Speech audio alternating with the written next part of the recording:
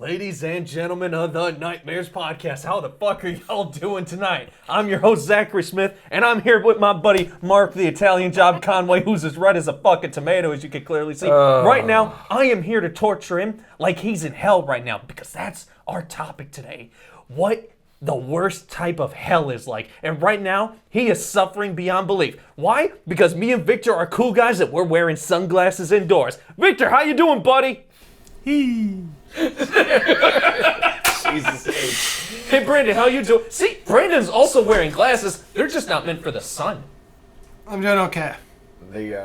I've had better days. I was doing better until Zach started talking, but let's get going. What I'm are we here talking to about? torture the Favorite souls of the iterations of innocent. hell, was it? Yeah, favorite iterations of hell, what you thought the coolest hells were like, whether it be comics, video games, you fucking name it. There's plenty of hells out there. Which one is your favorite? Mark, let's begin with thee. I think my favorite of all time was from the movie Constantine. I think that was the first one I ever saw, and visually I thought it looked fucking great. At the time, Brandon, don't fucking judge me. I saw your fucking face over there. That always was very visually appealing. I liked what they did with a lot of different things in there. Obviously, I know it has nothing to do with the comics. I know it's a very big departure from it, but I always really enjoyed that version of hell. I thought it was very visceral. So, and then also too the snippets that you get from Supernatural, I always liked, especially the one specifically where the last shot of season 3 where you see Dean with hooks in his shoulders and everything else. I liked that, the peeling of it. And then it kind of got a little, as Crowley came in, it kind of got a little bit more processed, but it was still cool. It was like a cool version of it. And then obviously two ones that I can think of right at the top of my head. It's not technically hell, but it's the Underworld. I did like it when I saw it in Disney's Hercules when I was a kid. But I also did like That's Hades, technically. Technically, yes. Underworld, Hades, whatever you want to say. And I did like it in Once Upon a Time, this show. It was kind of an interesting kind of backwards. They had a hell? They did. They had an Underworld or Hades. It was actually run by Hades. What was theirs like? It was like this twisted. It was like kind of Twilight Zone-y, kind of this twisted little backwards, world. They actually, when they went down into hell, it was the same town, but it was like a decrepit version of the town, and everything, had an orange tint to it, and it was interesting. It was kind of like Hades was treated almost like a purgatory in it, like you could leave, but like you can go to a worser place or a better place. And a lot of it was populated with ghosts of unfinished business. And they had a lot of different cool features with it. They even had like a telephone where there was a line around the corner for this payphone, and they can supposedly talk to their alive relatives up above. But it would essentially be like you never really knew if the word got to them. Like you kind of just did your best, and it was only the closest they could get to some type of humanity. And Hades kept them there because he liked the power of the souls, to keep them going. But it was really interesting. It was a cool take. It was different. That's why I actually like Once Upon a Time, because they take a lot of things that are different and they give it a nice little spin on it. They take characters that you've always known to be good and then make them evil, like Peter Pan. He's very fucking evil in that show. And then other different characters and different twists that you go. I've always said it's the perfect line between the Disney stories and the Brothers Grimm. It has a nice blend between them, people, opposed to Disney. Like, it has the Disney elements of the hope and the true love and all that shit, but it also has the consequences of the Brothers Grimm, where people fucking die and people go to hell and they go to Hades, they end up in this. I mean, there's actually consequences that go on. But my favorite iteration of hell, by far, has always been a play I read called, and I mentioned it a couple times, it's called No Exit. And essentially what the story of the play is, it's actually hell, but it's hell in a different way that you wouldn't normally associate it with. Hell is actually a state of mind. And essentially what you think about it is that it's in the play, there's kind of a gatekeeper that kind of brings people to this locked room, and it's a one guy and two girls. And essentially they're the worst matching personalities that you could ever imagine. And that's what hell is. Hell is a state of mind rather than an actual physical torture space where you are paired up with the worst possible people. And then it kind of rotates into, there's one more I remembered, which is how they cover hell in Lucifer, the show Lucifer. How it's a state of mind. It's basically reliving your worst possible memories and your worst possible regrets. And it kind of like blends something from that play, No Exit, when it's all about a state of mind and being populated next to the worst possible people you could imagine. Although in Lucifer, it's a little bit more about your worst possible moment. What's the biggest regret that you have in your life? And then you get to fucking repeat that over and over and over and over again.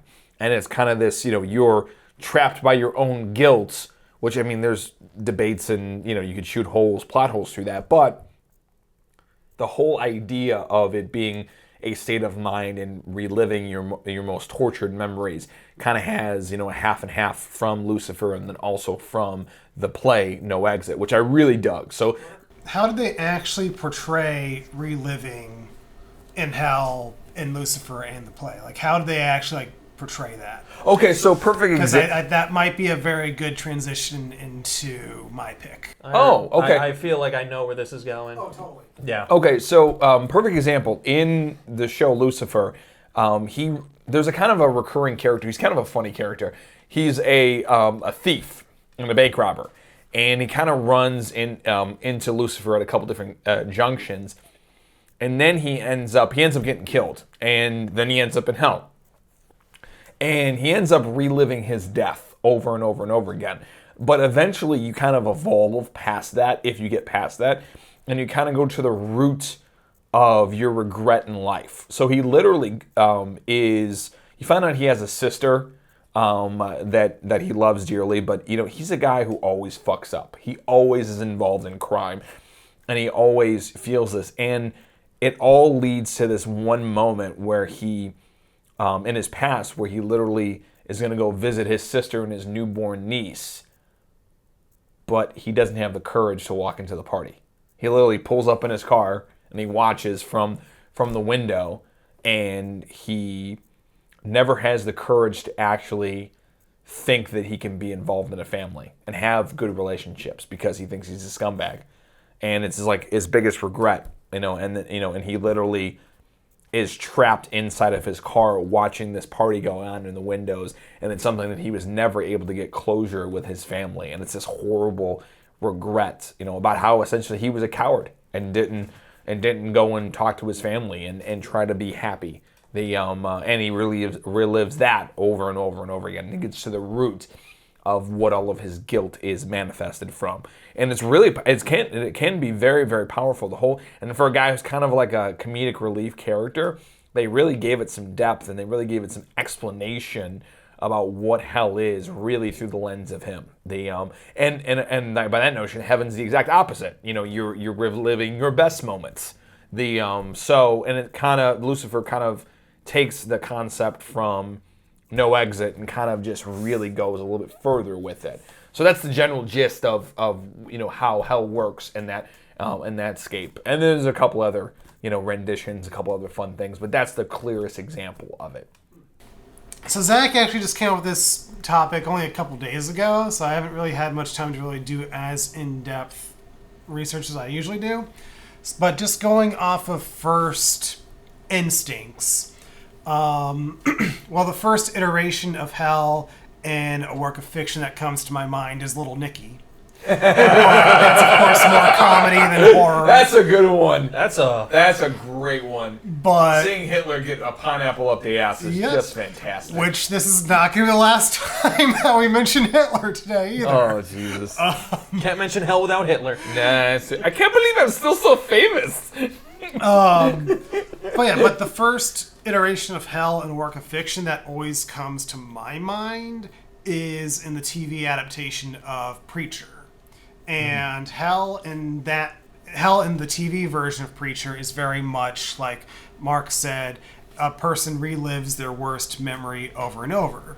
That memory could be just a few minutes, or that memory could be a few days long, depending on who you are and what that memory is. And what I like about this version of that is, so in the first season, I'm going to kind of dance around a few things because I don't like being too spoilery with this show. For sure. But that's going to be impossible for me to be completely spoiler free with this, so I'll do what I can. But essentially, there's a character whose backstory you're seeing spread out throughout the first season, but you don't realize you're watching them in hell. You think you're just watching this person.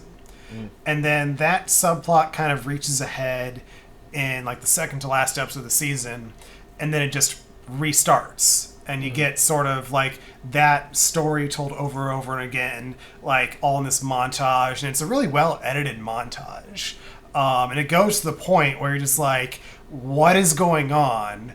What is the point of this? And then all of a sudden the montage stops and something happens with some of the other characters. But that's when it reveals that you're not watching a flashback, you're watching somebody in hell. And so you only see that. But then in the second season, they expand upon how this actually works. Because, of course, there's more than one person in hell. So how does hell make all these repeated memories for so many people? And so in the second season, it's portrayed as like this prison. And each cell, you're basically a prisoner in a cell with this thing called an extrapolator, which is basically a projector. And basically you're forced to be an actor in your own movie, essentially. So you're reliving your memory over and over again. When the memory ends, it goes back to the beginning. And actually one of the people that they follow in the second season is Hitler. So you do get to see what they portray as Hitler's worst memory. I won't say what it is in this, but it may not be what you think it's going to be going into the show. I can take a few ideas, but yeah. Do you want to guess? Zach and I will tell you how wrong you are. When he got rejected from art school? You're close. Close. That's not it. There's more to it, but you're... And not too far off. There's more to it. There's more to it. You know what the funny thing is? It's actually kind of interesting how like Lucifer and Preacher have some parallels because they're both based on Vertigo comics. Okay, so that makes a lot of fucking sense. Yeah, because in Lucifer there are separate rooms, and the whole shtick with it too is that you are playing in your own movie, and all the other people that are in there are demons, that are playing along with it. And the crazy part is, and my favorite part about this is that Lucifer always says this, and I think it's fascinating. He's like, the door's unlocked. You can leave whenever you want. It's your own guilt that keeps you here. Like, you can leave whenever. You just gotta let go.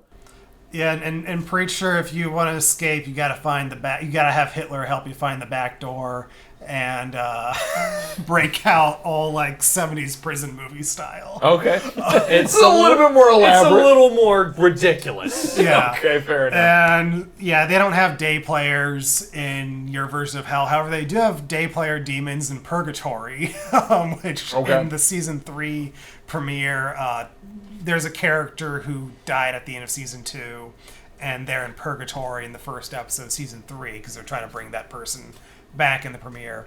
And the person's seeing like a younger version, like a child version of theirself, and they're like, you can come with me. And then the little kid just has this sudden like deep voice, I'm just a day player, I work here. That's awesome.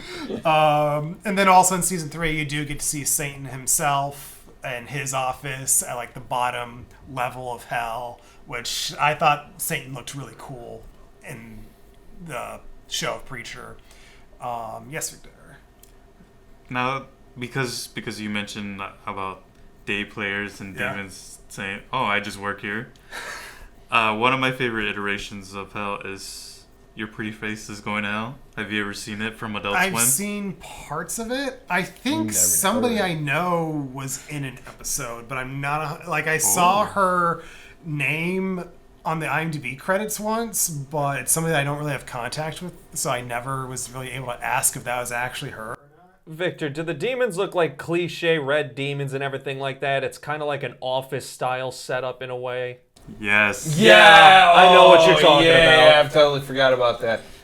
If you guys know about it, please talk about it because it's a very sleeper, underrated like Adult Swim show that I thought was pretty boring or silly, but after watching a few episodes and with what little space and time that they have with the green screen. Pretty surprised with what they're able to achieve, and of course, the Satan of that universe is like a pretty good casting choice, to be honest. And I love his costume. I've only seen one of the episodes. I was at Wes's place many moons ago, and he showed it to me. One of the demons got promoted or some shit like that, and it went to heaven. That's all I remember. And he's just like, this fucking sucks. And then It just reminded me of another one. Yeah. But yeah, to wrap up, I really just like the way that Preacher portrayed hell, because it's like, it's not just like the cliche hell, it's also the business behind hell. And it's funny because like there's like one of the guards or one of the managers in hell in season 2 is like, yeah, even we weren't expecting these kind of numbers to come in when we made the place. Yeah, you know what's some fun too? I wanted to add real quickly. You mentioned Little Nicky, and like the more I was thinking about it, like the actual like concept and logistics and visuals of it are pretty fucking cool. And especially the opening. I don't even remember the opening shot. Oh, yeah. Literally where the dude is like peeping tomed, and then like and he fucking falls out of the tree, and then he literally hits the ground, but he keeps going into hell. Like that was like I saw that at like 10, like, and I was like. You know what's so funny? I don't remember like being scared. I was like, "This is pretty fucking awesome." Like it's Little Nicky. It's not meant to scare you. I know, but the visuals of him like literally not actually hitting the ground, but then keep going. Like I thought that was really, I don't know. 10-year-old me was very, very impressed with the visuals of that, and then also all the fun shit with Hitler getting a pineapple shoved up his ass, and then also like Little Nicky like coming back every time he died, and then like those two demons who were fooling around. The one who has tits on his head. He's like, it's like, hey, it'd be really cool if you didn't tell anybody that I was here. And he's like, yeah, it'd be really cool if you didn't say anything about this. He's like, they caught him like three separate times doing that. That movie was fucking amazing. That I was reminded of when Zach was talking about the demon getting promoted. There's a horror comedy called Father's Day, which is made by Astron 6, which one of the guys that went on to do Leprechaun Returns and Psycho Gorman. Okay. And so at the end they go to hell, and I mean it's hell, but what I find funny is you do also get to see God in heaven before as well, and it's Lloyd Kaufman of Trauma. And at the end, of course it would be fucking Lloyd. and then and they produced the movie too. So. I know. But then at the end, they reveal that God and the devil are the same person, and he's just like, yeah, the illusion of competition makes your workers work all that harder. So, moving on.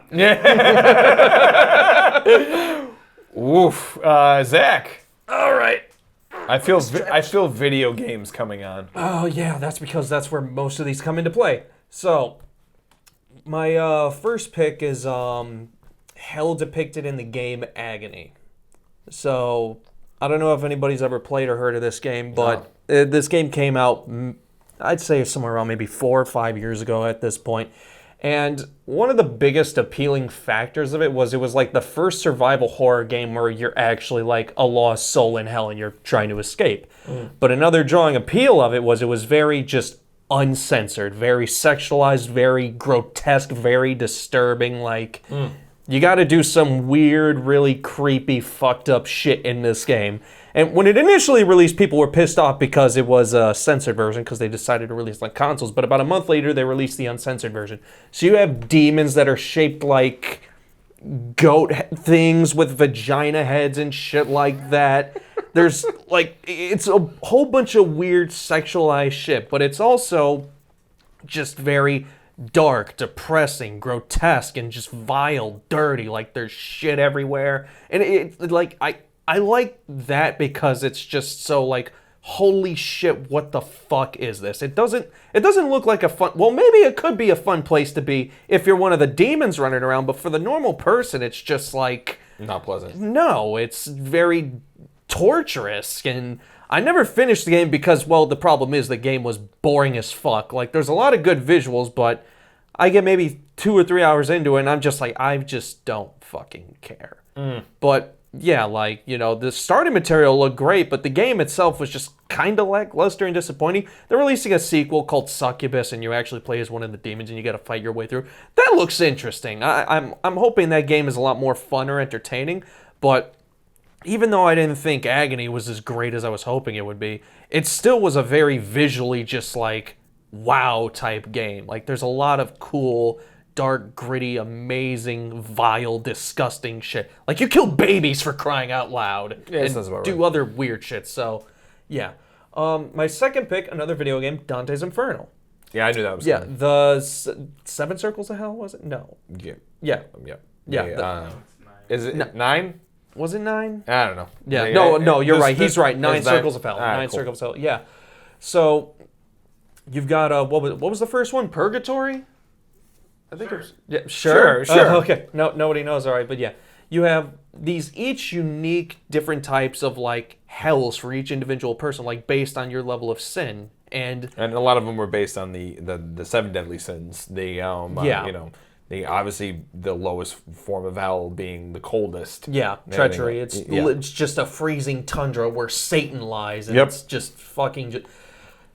Yeah, that one would suck because I fucking hate the cold. Like I'd like to imagine I'm just like, all right, which one would I prefer to be in? I know all these suck, but Jesus Christ, I don't know about that last one. Yeah. The 8th Circle's a little bit weird too. That's where like a lot of the politicians and stuff, and like there's a bunch of different pits for each individual type person. I never quite understood that one, but yeah, you know, you got the circle of violence, lust, greed. I thought gluttony was a very interesting one. You got like this, like it's the first iteration where they change Cerberus. Like Cerberus is usually just like this, you know, your 3-headed dog. But in this one, it's like this weird fleshy mouth type fucking H.P. Lovecraft looking motherfucker. And the only way you can get past him is you have to jump into his mouth and destroy his heart. Like, you actually have to get eaten by this guy, and just imagine that. Like, this is one of the most disgusting places in all of creation, and you have to jump in. There's shit, puke, body excrements, and just a whole bunch of other stuff, and it's just really super, just, ugh. Like, Fun times.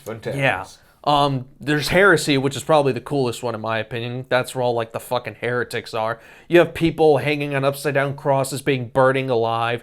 There's literally walls of bodies and everything like that just strung up everywhere. People just suffering. And that's another thing I like about this game. It's people actually suffering.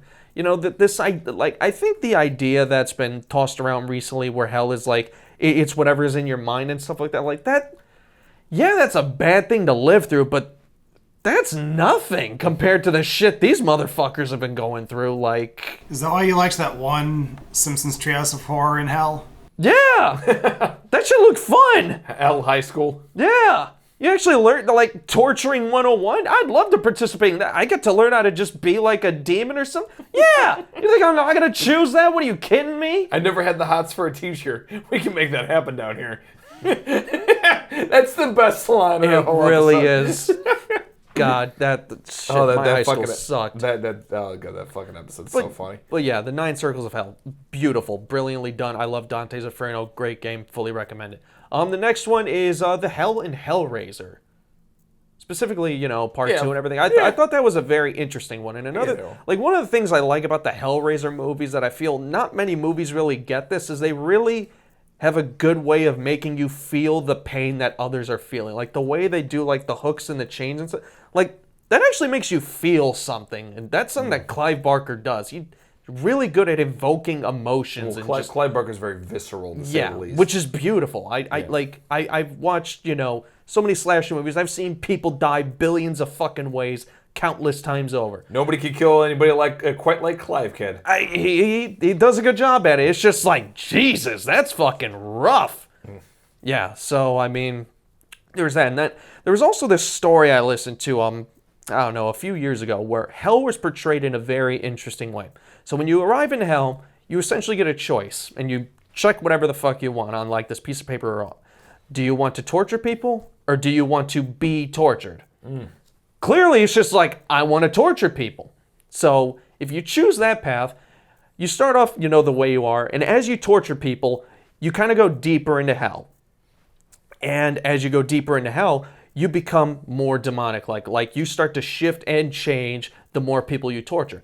But here's the catch. If you decide to be tortured, you can kind of rise through the ranks and you can actually be reincarnated as another living person and live another life over again. Yeah. You know what the funny thing is, they kind of do that a little bit in Supernatural, like, you know, the concept of what makes a demon, and a demon is essentially a former human soul that has been twisted because they tortured. Yeah. They actually did the torturing to individuals, and the funny thing is that actually is an offer. You're immediately, like in Supernatural, you're immediately tortured once you arrived, and every day they give you an offer. Like, you can either continue to be tortured, or you can pick up the knife and torture somebody else and cut into somebody else. And, you know, and it's kind of like this whole thing about how strong are you as a person, how strong is your soul as a person. And then as you torture more and more, the more you become a demon. And that's essentially how demons are created. Nonetheless, they're former human souls who become so twisted by torturing other people, they become demons. That's their philosophy on it. So it's pretty similar. Yeah. One this was from the Dante Inferno animated movie. One line that really stuck with me that I really liked is some people are rewarded for their sins on earth. So it's just like, all right, well, if you're gonna go to hell, you may as well go for the better position. I guess they I always thought that was an interesting and cool idea. fair enough. And then technically Doom is hell. Technically It is technically, but I mean, just rip, tear, shoot, and stuff like that. Like it's viscerally and visually, it's pretty like fucking great. Doom is like I love Doom to fucking death, but when it comes to like actual hell itself and like the iterations of hell, like I do think there are. What about Event Horizon? Because wasn't that kind of like a portal to hell? And that It was a portal to hell, but they don't really show. Yeah, you just see like people kind of like come out of it, or hell kind of fuck with people. And don't get me wrong, it's great and everything like that, but that's not really like not really your passions. Yeah, because I'm more thinking of like places that have actually shown me what hell is like. Like I get a first-hand experience and a first-hand visual of like what it's like to be in that place. So that's kind of what I was going for, at least in my I know, vision. but I still thought it was worth mentioning. Fair. All right, so I have a question to the podcast if anybody's interested. Go. What do you think is a worse type of hell? The one where it's in your mind and you got to relive a shitty moment over and over again, or actually being tortured for all of eternity? Mine in the moment. There's a very specific reason why. Is because I can. Well, I mean, okay. So there's something to be said about that. So Yeah. I'll expand on that. I'm gonna pick a shitty moment. Now, torture and everything. You know what, man? I'm going to still do shitty moment, because the thing is, the shitty moment and everything else, the horrifying moment and reliving that over, or even better, something I feel guilty about, or I made a decision that I literally can't do a shit thing about. That to me is a worse punishment, because I'm one of the very few people that have the ability. I don't know if you know anybody that has this, or maybe you do. When you're driving long distances and your mind is able to drift off to something else, and then all of a sudden you're like, oh shit, I've traveled like an hour and it didn't even feel like it. You can take your mind somewhere else. When I would be being tortured, I can put my mind somewhere else. I can deal with whatever that's in front of me, but because you have something so personalized, and something that is something that I could never ever fix. Torture it's just more of the same. Like, oh, well, you're just gonna fucking torture me, whatever, fucking. But if there's something that I couldn't change and I have to relive a regret that I over and over and over again, I think that would be a far worse punishment, especially if I can't do a fucking thing about it. Torture I can get around. I can mentally get around. Now, there's a caveat with that. There are tortures that are very personalized. So I suppose if the torture was personalized, then yes, it would probably be a little bit harder to drift the mind away. But I think that I guess me as a person, like, I didn't really give a fuck. Like, shot, stabbed, ripped apart, whatever. It's when you have something personal, that's being involved in that. Something personal. Or even worse, seeing somebody I love be tortured, like, that would be detrimental, but that would a lot of be in the mind. So I think the mind would be far worse, because I don't really give a shit what happens to me. I give a shit about my regrets and what I've done to other people unfavorably, and then also if something happens to somebody I care about. That's when it gets traumatic and my version of hell. Hopefully I don't end up there. We all know we're going straight there after we're dead. Probably.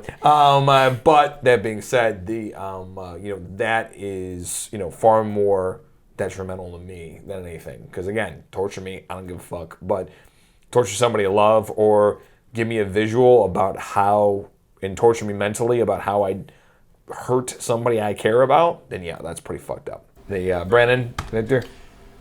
I'll go first on this one. So, Mark, as much as I agree with a lot of what you said, I also feel like a lot of that also has to do with thinking of both of those things in terms of we are flesh and bone human beings right now, but when we're in hell, that's not our physical body. Like if any of us are being tortured in real life here, like you said, like you could mentally put yourself somewhere else, sure, or you could eventually just pass out from the pain. Whereas in hell, I would imagine that stuff won't exist for you. Perhaps. I can actually go into detail. So supposedly in hell, it's the worst type. So there's no oxygen, so you can't breathe. You're always suffocating. There's apparently no blood either, if I remember correctly. I think this is somewhere in the Bible. Like you're not even allowed to have blood. Like there's no form of blood in hell. Yeah, correct. So yeah. And so it's like, as much as I would not want either, like just going to the heart of Zach's question of which one. What was the question? Which one is worse, or which one is worse? Which one is worse? Yeah, I would go with the actual torture because of that. Yeah. Okay. Because it's just like I understand this stuff in terms of how a physical body works and everything. I have no idea how we're gonna work down there. None of us do. Good point. So, and in terms of reliving our worst memories over and over again, I do that to myself right now. So, yeah, kind of by default, the actual torture would be worse for me just on those grounds alone. Fair enough. Yeah. Victor, your turn. I'm definitely in that same department, but I don't know.